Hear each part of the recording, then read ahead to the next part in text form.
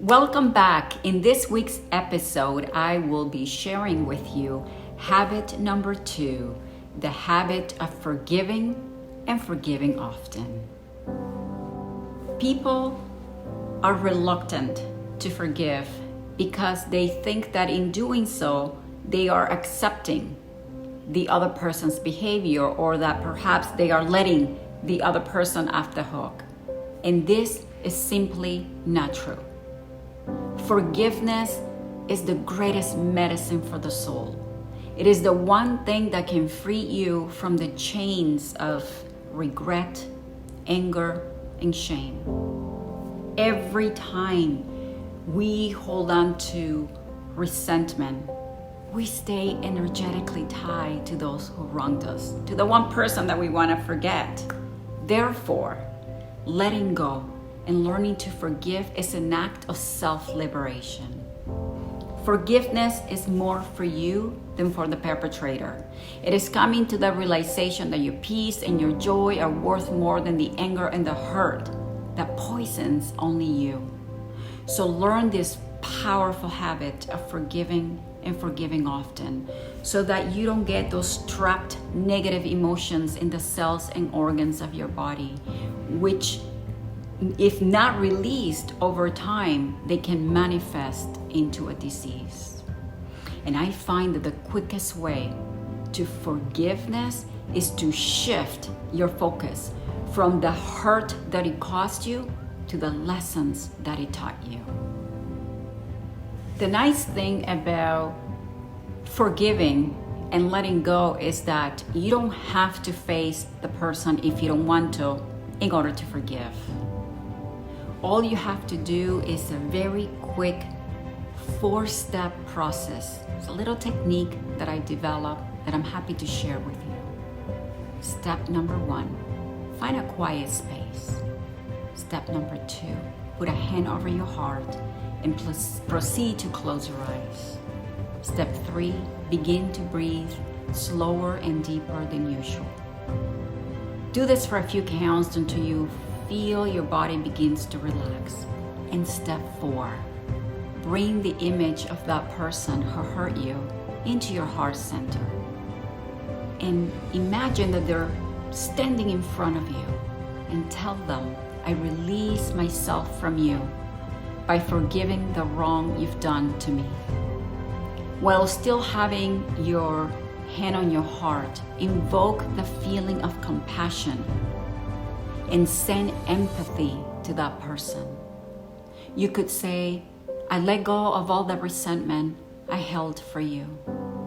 I now choose to fill my heart with compassion. It must be difficult being the person that you are.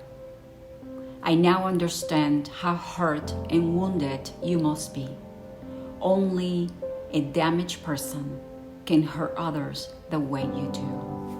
So I release you, I forgive you, and I wish you well.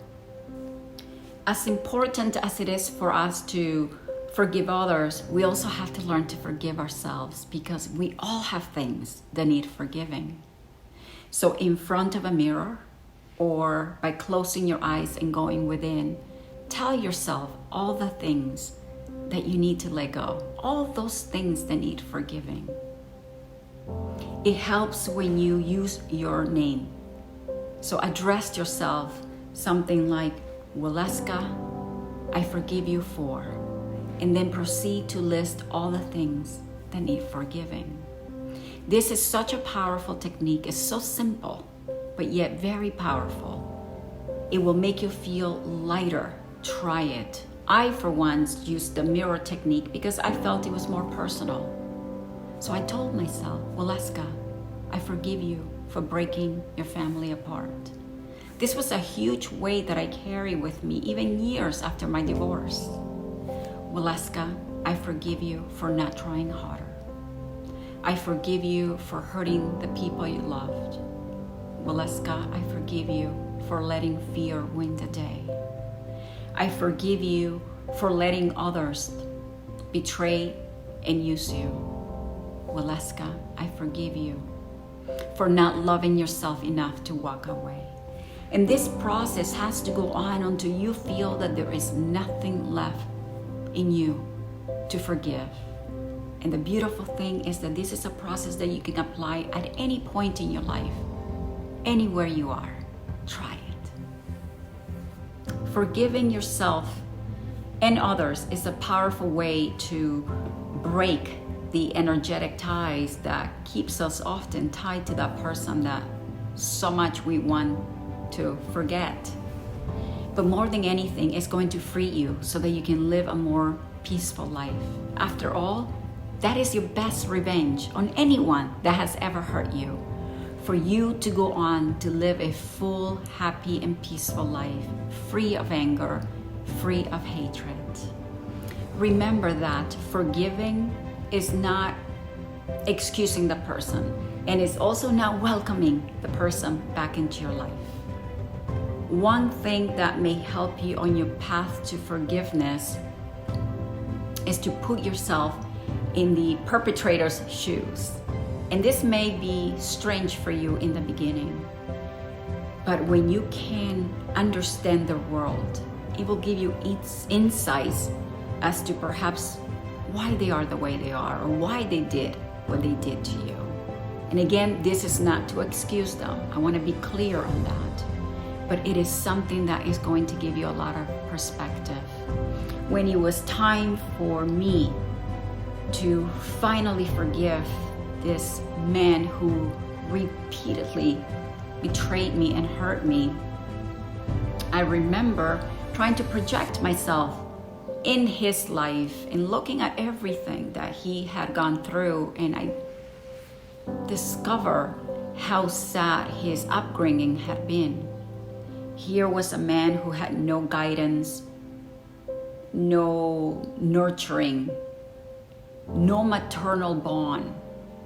So he was always going through life feeling resentful, thinking that, he was owed something. So there was no surprise that he went through life thinking that women needed some sort of punishment for what he was lacking. And so that allowed me to truly understand him. And it shifted the way I felt about him. So I went from feeling hatred and resentment to feeling compassion. I actually began to feel sorry for him and his life. And that allowed me to finally put closure and to forgive, those terrible events in my life, and to forgive myself for allowing it to happen. But more importantly, what it did is that it freed me. It allowed me to move into my next relationship without all the baggage.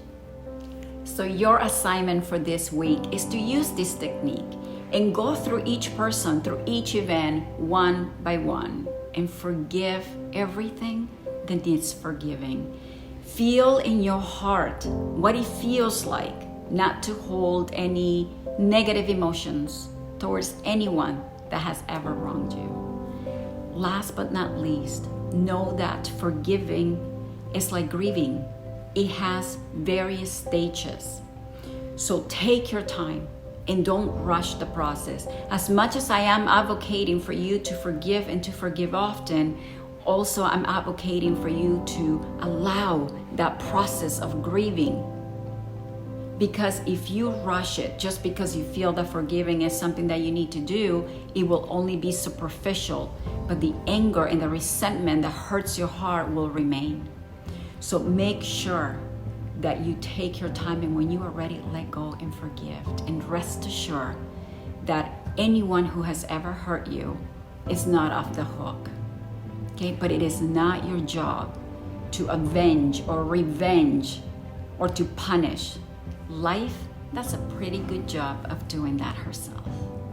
Thank you for watching. If you missed the previous episode with habit number 1, I am putting the link to the episode on the show notes of this video. If not, all you have to do is search for Waleuska's Top 10 Habits for a Successful Life. And stay tuned, because next week we're going to habit number 3, the habit of letting go. I'll see you on the next episode.